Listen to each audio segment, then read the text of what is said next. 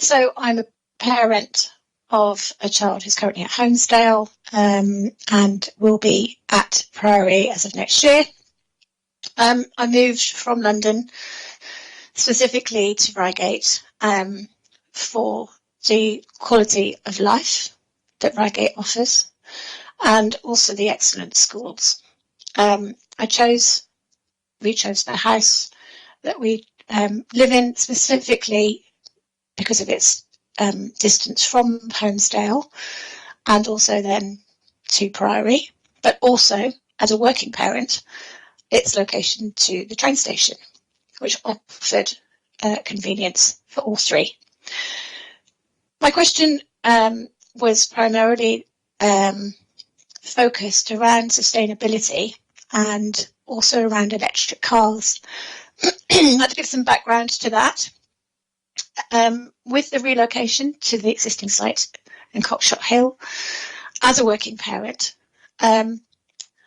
this means that it's a 40-minute walk. And I understand, to your previous point, that this is expected to be a reasonable distance. The distance is not the problem, it's time.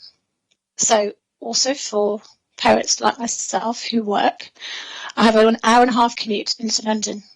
So this means that if we're not able to drive because of the active travel initiative and for travel to be sustainable, then this will be a 40-minute walk to school, a 40-minute walk back to the train station, an hour and a half commute into town, working full day, cut short because of time, an hour and a half back again, 40-minute walk to Cockshot Hill and 40 minutes walk back again, which means that our daily routine will then be 3 hours of commuting, but also 80 minutes of walking at each end. So my question was diverted around sustainability. So if the initiative for sustainability for the school is on active travel and sustainable travel, what about electric cars? Would I be able to drive my electric car, which I have a fully electric car, to the school for drop-offs? The response from that I received is that it's been diverted to the Highways Department, SCC, and also to do with the consultation for the Highway Authority. But the last comment, the last note, is that parents will be able to choose how to take their children to school, including whether to use a family car.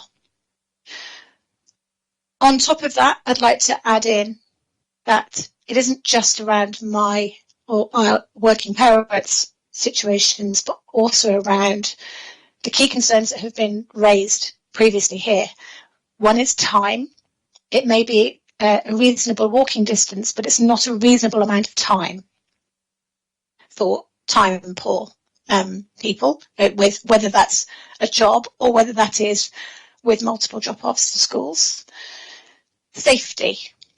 If there is an increased congestion of people using their family cars, there will be increased congestion onto the roads, and added to that, it's expected that 80% of SCC workers will be using their car to travel to work, which is an additional load. That then puts an emphasis and a real highlights the problem of safety along Cockshot Hill, because I echo what's been said previously. I won't even walk down Cockshot Hill, let alone along with a child on a bike. So there are 3 points here in terms of the travel. It's not around the distance, it's around the time and the safety. Again, as is set out in the response, there are a number of assessments that are currently underway that will inform any approach to travel safety going forward. But I don't know, Liz, if you have any further. I understand the information that's been provided in response to our question. I'm not sure I heard the question, although I did hear two issues being brought forward around time and safety. I think just echo what you've said and what we've said previously in this meeting. Of course, the planning, including the safety and the arrangements in relation to the access into the school site, are a part of our ongoing work. They will be submitted in detail along with the planning application, and will be informed by the consultation continuing and underway, as Pascalina pointed out a little bit earlier on. So to that extent, I think we absolutely understand and have heard from a number of parents those issues, and that's why we'll be responding in the planning application to those issues. In response to the issue around time, I think we've articulated the reasons that we've selected this site. It is the closest available, most suitable site based on the evaluation. It's not possible for the school to remain where it is and to be redeveloped on the site. So to that extent, it will necessarily, for some parents, we understand, cause some disruption to their normal routine. But this scheme has been evaluated within the criteria that we are required to look at, and we have done our best work to try and find the most suitable site to move the new Reigate Priory School to. Thank you, Liz. Can I just Thank you, Jane. We're only able to take one supplementary question, I'm afraid. So thank you very much. Just to say that I think that the question hasn't really been answered. What, because it is, you mentioned around the location and you mentioned around, my question was around sustainable travel, but also around, what is a reasonable expectation for families to distance to travel, for time to travel. I know that you've mentioned that it is the closest location.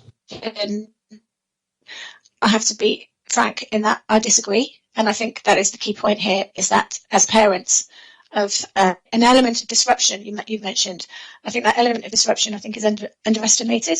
And I think we urge this council to take note of the grave concern that parents have around these topics.